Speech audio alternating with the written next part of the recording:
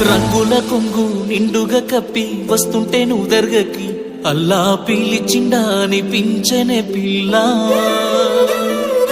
నాదాని వాని నాడను కట్టి తీర్చానులే మొక్కుని పిల్ల